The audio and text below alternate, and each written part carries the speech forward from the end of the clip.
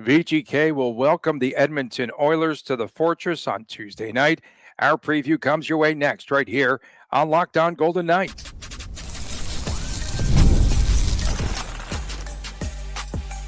Your Locked On Golden Knights, your daily podcast on the Vegas Golden Knights, part of the Locked On Podcast Network. Your team every day. Hi again, everyone. Tony Cardasco and Chris Golick. Thanks for making us your first listen every day. You can find us wherever you get your podcast. Please make sure to subscribe to our Locked On Golden Knights YouTube channel. We are brought to you today by FanDuel. Go to FanDuel.com. It's America's #1 sports book. VGK Chris will be meeting Edmonton for the second time this season. This time, Connor McDavid will be at 100%. Last meeting, we recall, he was coming back from that early injury. He had one shot on net, I think, in that game. Adin Hill was spectacular. He was the story of that night. He had 27 saves on 29 shots in the game. VGK coming back, scoring 3 goals in the third. Noah Hannafin with his best game of the season. That buzzer beating at the end of the second period. He had another goal in the victory and a win by Edmonton on Tuesday night. And guess what? The Oilers would be back in the mix. They got off to that slow start, and they would be just 3 points behind the Vegas Golden Knights as things are starting to really tighten up in the Pacific. Yeah, I mean, Vegas, LA, and Vancouver, 3 teams with a points percentage of greater than 600. Edmonton, if they do get 2 points against Vegas, might be over 600 after tomorrow night as well. We'll see how that shakes out. But like you said, Oilers definitely. You knew the Oilers were not going to stay in the basement the entire season. There's too much talent there, and the defense and goaltending has still been okay this year as it was last year. 3-game winning streak, 6-2, 4-3, and 4-1. Started against your Rangers, Tony. Everyone's beating on the Rangers lately. They're beating them down. Yeah. OT win against Utah. The significance of that game is Vegas played Utah the following night, and obviously the only thing Utah didn't do that game was convert the extra point, so that was a 6-0 shellacking. And then going to Colorado back-to-back, Edmonton winning back-to-backs, and they got a couple days off in Vegas. Again, maybe the angle is a guilty game because the Oilers have probably been there for a couple days. Maybe they had a little fun last night, but otherwise I expect the Oilers and VGK to both be ready. Draisaitl 32 points, McDavid 31 for the Oilers. Back on the ice for the Vegas Golden Knights, Mark Stone, wearing the red jersey, will not be playing in action on Tuesday night, but should be back very soon. Zach Whitecloud, he's still out, right? Yeah, I think so. I didn't look too closely at the practice report besides the fact that Mark Stone was out there in a red non-contact, so I don't know exactly what's up with Whitecloud right now. I know he was day-to-day announced before the last game or the previous game, and it's swelling, no pun intended, I guess. So in net tonight or Tuesday night, yes, we will see for VGK, Adin Hill, and for Edmonton, since he's had the time off, their #1, Stuart Skinner. Skinner's just been mediocre at best, 8-6-2, and he's given up a lot of goals. Therefore, I'm going to favor, you'll hear it later, the over on this game. I mean, the over feels like an interesting play. 887, 309 goals against, but Edmonton's scoring right now. Vegas, outside of the Utah game, has been scoring as well. So the over could certainly be in play. I'll find the line in a little bit. I'm assuming it's 6.5, and you're probably paying a little tax if you take the over, if I had to assume on that one. But again, Edmonton, I'd be curious to see what Skinner's numbers were for the last 5 or 6 games. And Stuart Skinner, I believe, has been someone in the Team Canada conversation as well. Speaking of blowing the segment here, you'll hear that in my bingo card about Team Canada. It's going to be you're going to hear that a lot. So yeah, Battle of Team Canada possibilities, both looking to make an impression on the committee. For sure. And did you see the former Golden Knight, Matthias Janmark? How fast he's skating? 26 miles an hour or something like that. It was, he hit the max speed of 24.36 miles per hour. And that was like the 4th highest clocked or something they said? Yeah, the 4th highest clock, by far, by leaps and bounds, the fastest this season. You and I were talking during the off season about speed of a lot of skaters, or early in September. Jack Eichel, in a list that I had seen that was publicated today, he was 10th or 9th. He's in the top 10. So he is definitely a fast skater, as we know. But that's amazing. When did Matthias Janmark get that speed? I just don't remember him being that speedy here. It might have just been a situational thing where, it just kind of happened. I was trying to think because Kolesar hit like 20 something during the Stanley Cup playoffs, and I was razzing him a little bit about it in the Stanley Cup media day. And if Kolesar can get to 20 miles an hour, I bet I can hit about 12, 13 miles an hour before I either blew a lung or blew a tire. That would be good. We could bet over unders. Do you want to do it? We'll clock you, and you can. I remember. I think it was the third major league movie. Don't waste your time. But they were clocking this pitcher, and the pitcher it's like some retired guy playing AAA ball or something. But he throws the ball, and the dude's like, the radar gun isn't working. And then the other coach is like, oh, no, we got it from the highway patrol. It only gets triggered if it goes higher than 55 miles an hour. We would need one that triggers about 6 miles an hour is where I'm going with that. It's only a matter of time before both Draisaitl and McDavid really do kick it into gear. It's about this time of season, 32 and 31 points. Typically, I think it's much higher. And as soon as when they score in bunches. We know that. We're talking about Eichel for the Hart right now. He's got 36 points. It feels like Eichel is trying really hard, maybe overachieving a little bit. I'm not knocking Eichel, but he's never done this before. So overachieving is a fair way to say that. Now, if he strings it together for a few years, fine, so be it. Is Brett Howden overachieving with 10 goals, or is this the norm? Obviously, time will tell. But point being is 36 points for Eichel. We're all gangbusters about the amazing season he's having. Draisaitl and McDavid, 32 and 31 points. McDavid doing it with less game, with 3 or 4 less games, and we're talking about a down season. Like that's just gives you an idea of where where McDavid is and where the rest of the world is. Exactly, and we know that he'll be back. That top line for Edmonton's pretty interesting, and now they inserted recently Kasperi Kapanen on that top line. So it's Ryan Nugent-Hopkins, and then McDavid, and then you've got Kapanen.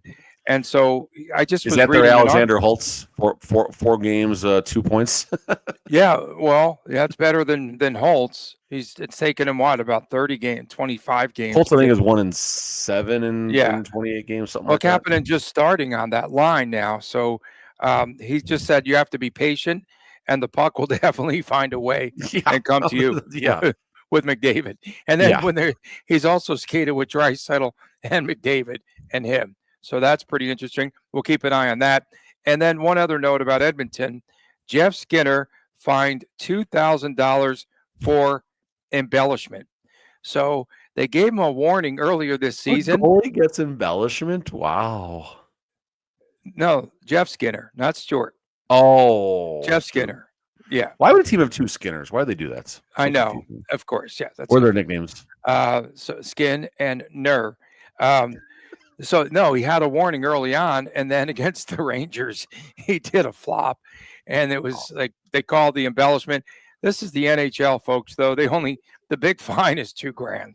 I mean, that's kind of funny. Yeah. I mean, listen, with the embellishment stuff, honestly, I'd rather than not call anything. And like NASCAR, just. In NASCAR, you do something wrong. NASCAR stays out of the way. They don't really fine or do anything because they know someone else is going to get you back for it. That's the type of thing. Just self-police it. Let the players handle that. They'll stop flopping pretty quick. Did you keep a close eye on Olofsson when he was in the lineup the other night? I'm just curious if you followed him. I didn't watch the first period at all besides scoreboard watching. I turned the game on maybe about halfway through the second, and I watched the third period, and there was nothing. There was zero to take away watching that game from anybody. So Olofsson, it was a horse reference, needed start. We'll see what happens on Tuesday and Wednesday in the back-to-backs. Yeah, it will be interesting. And then also, too, now with Mark Stone's reemergence here on the horizon, where does Stone slot in? That's the big question. They go back. You say the second line? No, I like the balance, but I think they're going to go. I think they're going to load up because it's been working, and hopefully it can lead to some magic on the other lines. I mean, Dorofeyev, Hurdle Wah, Dorofeyev, Hurdle Carlson. I can see something like that. Hurdle's starting to get a spot on the wing. I mean, maybe Howden gets pushed down a spot. I don't know, or maybe it ends up being it might go back to the Howden Stone line because those two together have had a lot of chemistry, and Howden's having the best season of his life right now. Mark Stone was on the best offensive pace of his career on a points per game basis. So it might make sense to keep Howden second line left wing, Mark Stone, and then maybe get Hurdle back in the middle and see what happens. I would actually like to see that. And scratch Holtz and go 11-7. 11-7 again. No. HSK style, 10 forwards, 8 defensemen, but put the 2 defensemen. Well, that speaking of team's HSK, last in the American League, four wins. Yeah, they are definitely struggling. So struggling was the Oilers for a couple of weeks. This is far beyond struggle. So they're the Sharks of the American League, for crying out loud. Whoa. Coming up next, our points projection for VGK for the month. Will the Golden Knights still be in first place when the ball drops on New Year's Eve? Of course, they'll be home. That's good. They'll be home because they have every holiday off. Shut up, Tony. PrizePicks. It's the best place to get real money sports action with over 10 million numbers and members, I should say, and billions of dollars in awarded winnings. PrizePicks has made daily fantasy sports accessible to all. You just pick more or less at least 2 players for a shot to win up to 100 times your cash. Run your game all season long with PrizePicks. And it's the best way to get into the action and action sports with over 30 states now, where you can find it in California, Florida, Georgia, and Texas. And I see, again, I was just telling Chris before we came on the air, how I see a lot of folks, they're posting all of their PrizePicks picks for the day. So, of course, maybe we'll tail them sometime. PrizePicks invented the flex play. That means that you could still cash out if your lineup isn't perfect, and you can double your money even if one of your picks does not hit. And again, it puts their members first. So all the withdrawals are fast, they are safe and secure. So when my picks hit, I can get the money in as quickly as 15 minutes. So sign up today and get $50 instantly when you play $5. You don't even need to win to receive that $50 bonus. It is guaranteed. Again, there's also weekly promotions. Like on Tuesdays, it is Taco Tuesday. That's what this is right here.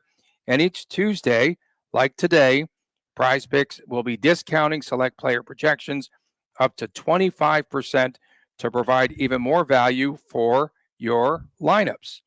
PrizePicks, the best way to get real money this football season. Make your picks in less than 60 seconds. Turn your sports opinions into real money. Once again, download the app today. Use that promo code LOCKEDONNHL, and you will get $50 instantly when you play $5. It's PrizePicks.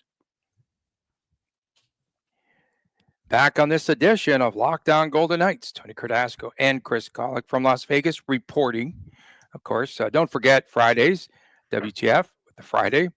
Saturdays, sometimes, it is a Chris Jr. show. And that is, of course, the YouTube exclusive. If you haven't yet, please make sure to subscribe to our Locked On Golden Knights YouTube channel. Definitely appreciate that. Our point predictions for this month. So did I count 12 games? 12. Okay. So it's real interesting, right? So VGK, very strange scheduling. The Oilers on Tuesday, the Ducks Wednesday, Friday, it's the Stars, right? And then 6 days off, which makes absolutely every team gets that once in the season. Well, they're going to have another week off at Christmas too, so don't they? Thereabouts. No, they get a few days off. Play on the 19th, 21st, 23rd, 27th, 29th, 31st. Do not be shocked at the points projection for me. 14 points. It's close to where I was going to say. 24 points up for grabs. Are up for grabs. And what's your explanation for 14? Well, I think they might have a goose egg. They play the Jets, the Oilers, and the Wild on the road. And I think they're going to stock up points against the Sharks and hopefully for them with the Ducks, against the Ducks. And then also, isn't this the time of year where VGK tends to go backwards a little bit? This is a time of year where they hit that funk, where they hit the wall. Oh, I can't wait for Cat. That's going to be on my bingo card. Funk. That will be my bingo card word. We haven't heard it yet. We're in a funk. We got to get out of this funk. That's the word. We're in a midtown funk. So for me, number one, the middle third of the season. You cannot fake the funk. You can't fake the funk. The middle third of the season is kind of starting right now. Technically, it would be Friday, I guess, against Dallas because that would be game 27 if my math is correct. But either way, the middle third's right now. VGK historically has struggled. But I'm going to just simply stick with the narrative right now. 12 games, 8 of the games are against, and the second right now this is. But 8 of the games are against teams with lower than a 600 points percentage.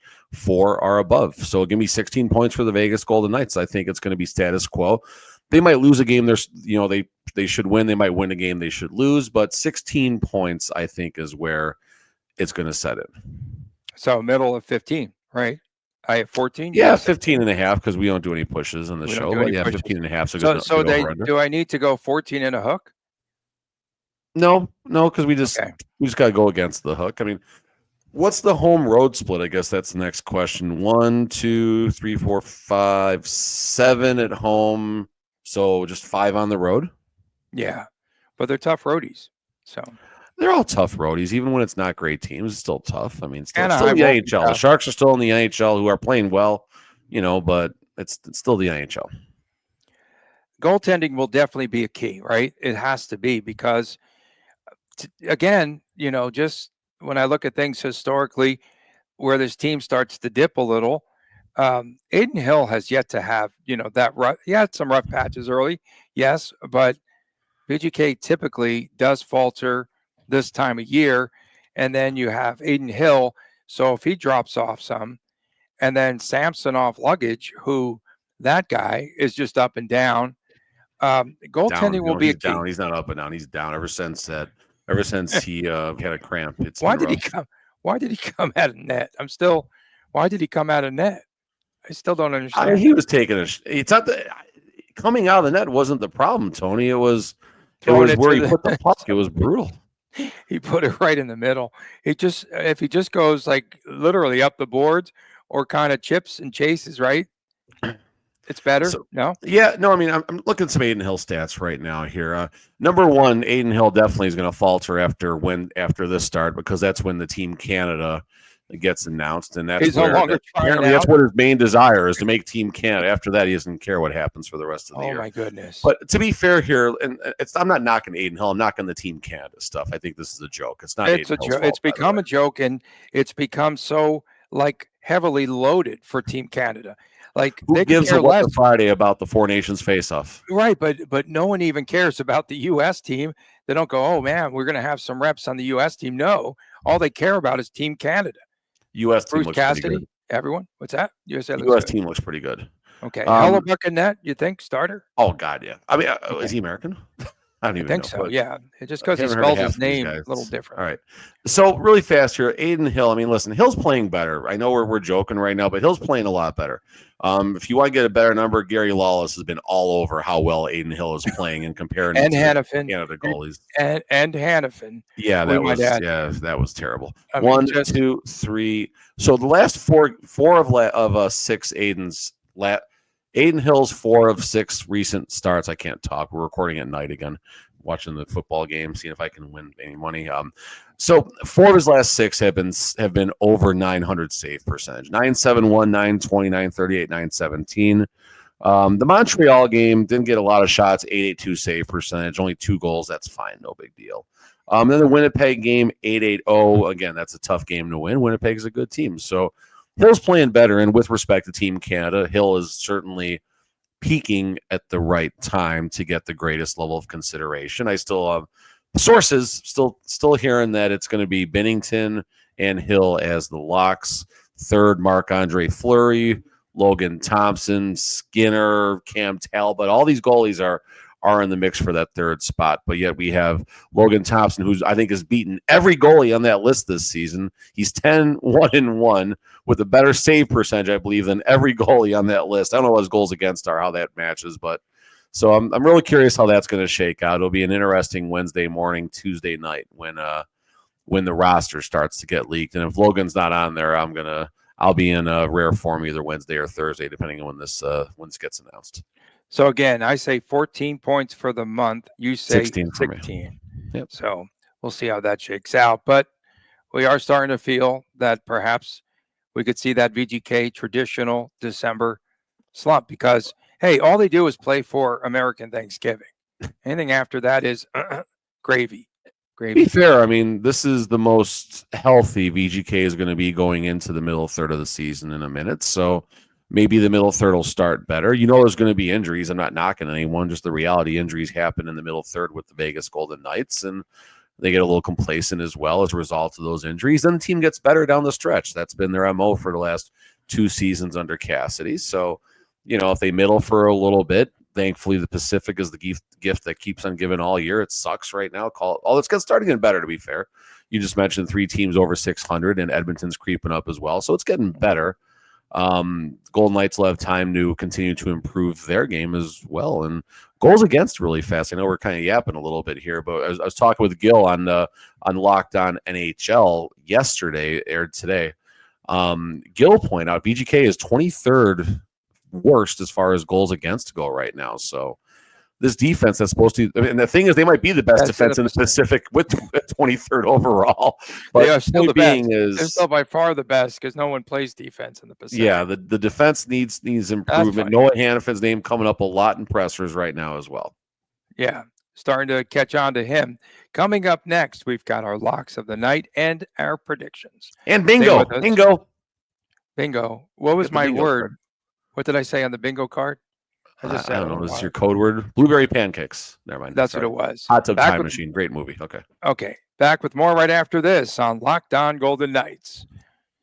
We are brought to you by FanDuel, America's #1 sportsbook. Get into the game right now because right now, new customers can bet $5 and get $150 in bonus bets if you win. The FanDuel Sportsbook app gives you everything that you need to place live bets on the NFL all in one place. So when you get a hunch in the middle of the game, you can check out the latest stats, view live play-by-play, and so much more on the same page where you place your bets. Just visit FanDuel.com. Join today. Again, you will get started with $150 in bonus bets if you win your first $5 bet. That's FanDuel.com. Never waste a hunch and make every moment more with FanDuel, an official sportsbook partner of the National Football League. Back on this edition of Locked On Golden Knights, Tony Cardasco and Chris Golick reporting from Las Vegas. Thanks so much for making us your first listen every day. Does that matter? Are we lying to people if we keep saying that? A lot of people on these podcasts say that they're somewhere that they're not. So we're at least in the vicinity. I'm in Tony Cardasco and Chris Golick from Southern Nevada. Is that better? Yes. From Southern Nevada? Okay. Okay, that's much better. We appreciate you tuning in as always. Thanks for making us your first listen every day. It is that time for our locks of the night and our prediction. So before I go into this, I just wanted to, you remember everyone praising VGK's power play, the best ever. Oh my goodness. Okay. Have you seen where they're at lately? Their last power play goal was in mid-November, was it? So they are something like 2 for their last 22. And I just was trying to figure this out. I'm very poor with math, as you know. 0 for 19 or 0 for their last 20 on the power play. Their last goal was the second meeting against Utah. So 0 for 1 against Washington, 0 for 3 against Toronto. They just had an 0 for 4 against Utah the other night on the power play unit. So they are not that team. Everyone praising the power play, and we are so good. And all of a sudden, they flattened out. It was pretty good because they're still 5th in the NHL. How could that be? At a percent of 27.42. It's so rigged. Did you see when their last power play goal was? Titanic it was meme Hurdle. 84 years ago. Is that what you're saying? I think it was Hurdle in that game. Hurdle Hurdle had a or power play goal. I'm shocked. or Carlson, one of those two. In any event, high scoring affair tonight. 5-3, Edmonton. Edmonton wins. Hurdle and Olofsson. I'm going to go with Olaf from Frozen. Olofsson to score a goal. You got a That's bingo card too, or you want to save that? I for gave the it to you, whatever it was, but I forgot. It was something funny. Gravy boat, was that it? Something like that. Damn gravy boat. Let's see. Really fast. I'm curious about the overnight line. All right. So for the Golden Knights, Edmonton Oilers. What do you think it'll be? Edmonton. What do you think? I got in front of me. So okay. So the way you said Edmonton who's minus favored? 115. Who's favored? Edmonton minus 115. Minus 128. Vegas is plus 108. Yeah. Yeah, that's what it should be. 6.5, and you got to pay a little juice if you want the over minus 115, 105. Really? We're going to get 7. We will get 7. That's weird. That's a real weird line. I'm not going to change my pick as a result. No. But every time you say that, you're onto something. So you know how to read the line better than anyone that I know. I mean, when a line doesn't make a lot of sense, you bet with the side that doesn't make a lot of sense. Every now and then, I'm no one when it comes to betting, but every now and then, you just if you're a marginally experienced sports bettor, square but marginally experienced, there's one or two lines you're going to look at a year where you're going to be like, no, this isn't there, this is not right. And I'm trying to think what game it was. There was one game this year where VGK was a sizable dog, and I said just fire away, and I was right, but I was also wrong. +3 something later. Were they +3 something? Okay. No, they were +3 when I did the reverse puck line. The reverse puck line. That was a good one. Well, by the way, so it's been 8 games according to the Dasco math, which I don't know. It's not reliable. 8 games since VGK has scored a power play goal. 8 games. That's a lot. And that's interesting. All right, so I'm still sticking with my gut right now. You might want to fact check that. You have to. Oh no! Someone else will fact check. They watch till the end, and they do watch. Well, they're not unlike the Theodore family. They watch till the end. Jesus. All right, so I'm still going to stick with my gut. I'm going 5-4 Vegas. It's this team with a winning percentage of under 600. I'm sticking to the narrative until the narrative proves me wrong, which it did once against the Winnipeg Jets. Good on Vegas for obviously winning that game. 5-4. Eichel and then Kolasar. I'm going to go practice. That'll be on the bingo card. I got practice written down, and Team Canada, Team Canada, Team Canada, Team Canada, Team Canada, Aiden Hill, Team Canada. He's the best. Team Canada, Aiden Hill, especially in the Lawless and Order segment. That's what I was going to say. Holy W2F. Lawless and yeah, he's going to be all over that one. I have intel that Aiden Hill will be on Team Canada. That will be it. That's going to be it. Intel, Team Canada, and Team Canada. We'll give you intel. Chris mailed in his picks right now. He's getting ready for bed. Wow. Chris is going 5-2 Edmonton. Nice. He said McNabb and White Cloud. He forgot White Cloud wasn't in, so I'll give him Hannafin. All right. Give him Hannafin. Are you kidding? I'm going with another defenseman. And listen, Hannafin might score 1, but he'll be a -12. Where's he going to wind up on the stat card? Not on Team Canada. No. But on the stat card, he's due to finish at the top. I mean, it's top 2 or bottom 1. Like that's Didn't someone draw a stat card? That was funny. Yeah, I forgot who did that. That was great. That was so funny. So like hockey stat cards, they're limited by X on how many things they can share. I don't know how that works. Wait.